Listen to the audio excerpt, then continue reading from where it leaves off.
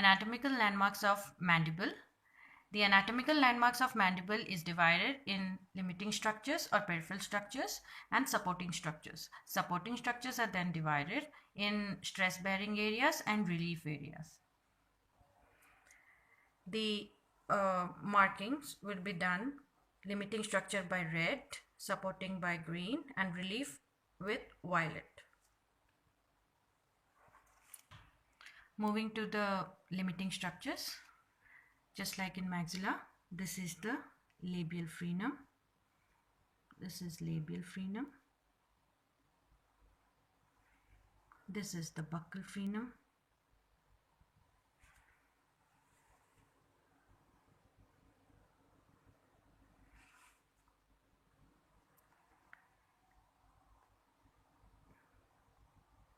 This area, pear-shaped area, is retromolar pad area.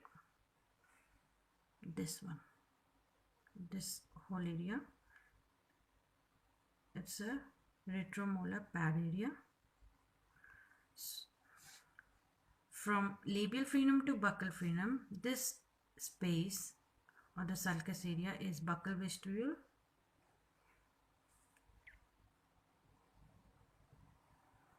And from buccal frenum to retromolar pad area is buccal vestibule. This is labial vestibule, this is buccal vestibule.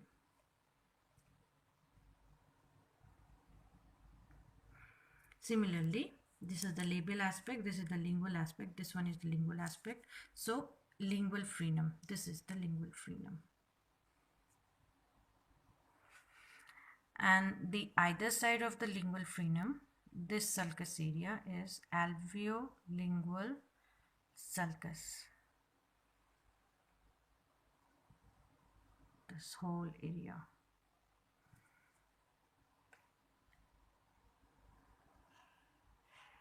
Just below the retromolar pad area, we have retromylohyoid space. This one. Retromylohyoid space.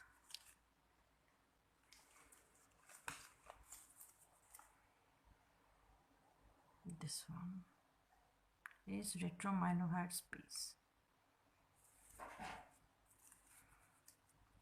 Now the alveolingual sulcus area is divided in three parts. This is the anterior portion. This is middle.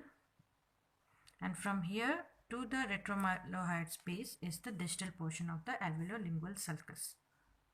So these are the limiting structures of the mandible. Coming to the supporting structures. Supporting structure are again primary stress bearing area and secondary stress bearing area. So the primary stress bearing area is the buccal shelf area. Buccal shelf area extends from the buccal frenum to the anterior part of the, this is a retromolar pad, anterior part of the retromolar pad. So it goes like this. It goes like this. This whole area is buccal shelf area. Similarly, the other side, from buccal frenum to the anterior portion of the retromolar pad. So this area is buccal shelf area. Now coming to the secondary stress bearing area. Secondary stress bearing area is the labial and lingual slopes of residual ridge. So this is the residual ridge. This is the residual ridge. So the labial slope and the lingual slope. So the labial is labial slope. This is the labial slope. So this area is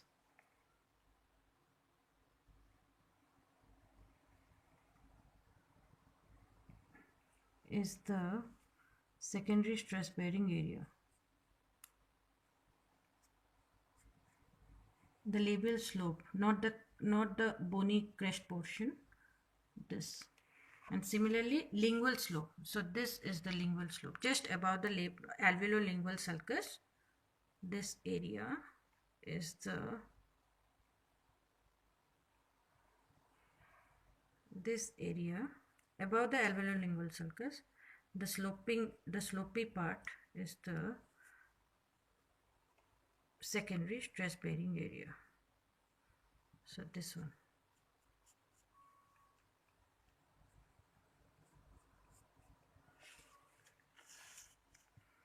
Just above the alveolar-lingual sulcus, this lingual sloping area. So labial slope and lingual slope of the residual ridge. Coming to the relief area is the crest of the alveolar ridge. So in between the space, this bony portion is the crest, and that should be relieved. So that's a relief area. Just one line. This is the relief area. Genial tubercles, they lie here, which is a relief area again, just near the lingual frenum. So that's why this has to be. This is the genial tubercle. This is the one more relief area is mylohyoid ridge. It's here, just above the alveolar-lingual sulcus, and mental foramen in between first and second premolar. So these are the anatomical landmarks of mandible: labial frenum, buccal frenum, retromolar pad area or retromolar pad, labial vestibule, buccal vestibule. This is the lingual frenum, alveolo-lingual sulcus, retromylohyoid space. Supporting structures: buccal shelf area, it's the primary stress bearing area, and labial and lingual slopes of residual ridge. Relief area, crest of the residual ridge, genial tubercles, mylohyoid ridge, and mental foramen.